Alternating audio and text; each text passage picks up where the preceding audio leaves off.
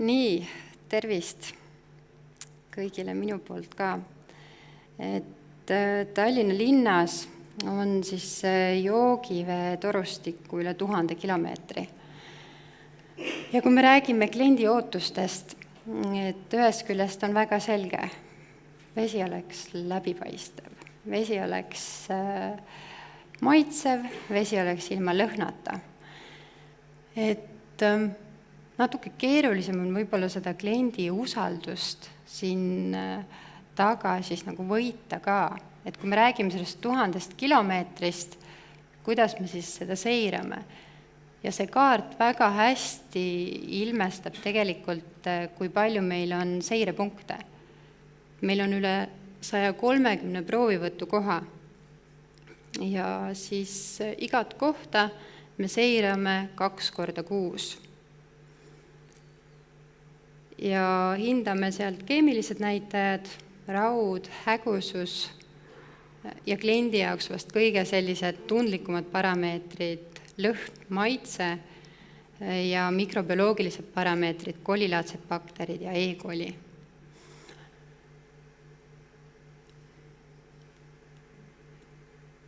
Ja joogivee kvaliteet käesoleval aastal, et iga aasta üle 3000 veeproovi me võtame veevõrgust. Täna hommikuse seisuga on võetud 2891 veeproovi ja ainult 5 veeproovi on olnud siis mitte vastavad. Nii et see vastavusprotsent on jätkuvalt väga kõrge, 99,83%. Need mittevastavused, need juhtumid sellel aastal on seotud kolilaadsete bakteritega. Et see on kindlasti meie üks väljakutseid tarbija teadlikkuse tõstmine siin osas. Et millest need leiud siis tingitud on, et kust need kolilaadsed bakterid siis nagu tulevad. Veepuhastusjaam ju lisab vette kloori ka just sellel eesmärgil, et säilitada seda vee kvaliteeti.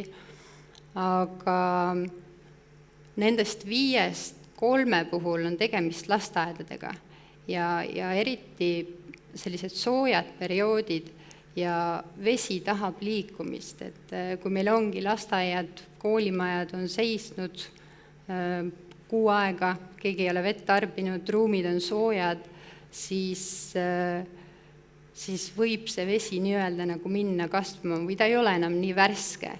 Et see teadlikkuse tõstmine kindlasti siin koostöös Terviseametiga, ma arvan, et koostöös meie partnerite klientidega selgitada seda ka, et vesi tahab liikumist, vesi tahab tarbimist ja kuidas jõuda kõikide nende lasteaedadeni, kuidas jõuda nende koolimajadeni, et kui vesi ikkagi seisab, siis näiteks enne 1. septembrit on mõistlik loputada kinnistu torustik.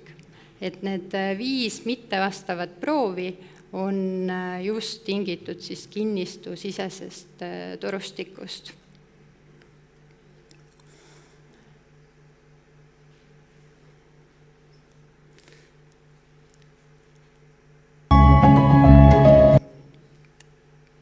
Tulen korra siia tagasi, et tegelikult Priit juba juhatas selle teema sisse ka. Ma lootsin, et ma saan ise tulla selle positiivse sõnumiga ja anda ühe lubaduse siit päevalt kaasa ka, et kiibid liiguvad.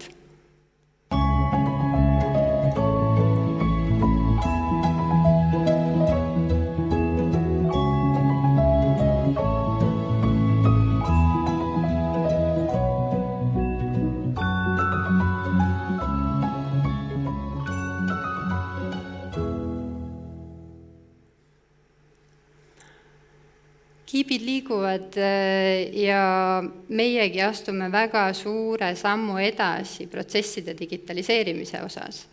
Ja kaugloetavaid arvesteid me siis lubame kõikidele enda klientidele aastaks 2026.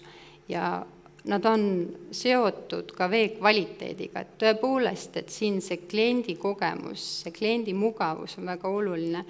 teisest küljest me saame infot lekete kohta, kinnistusiseste lekete kohta, aga tegelikult ka survetsooni põhiselt.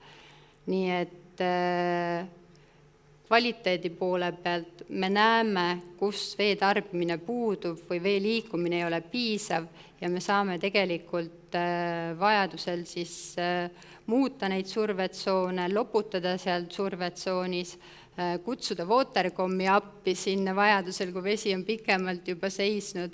Nii et kaugloetavad arvestid aastal 2026 kõigil klientidel. Minu poolt praegu kõik.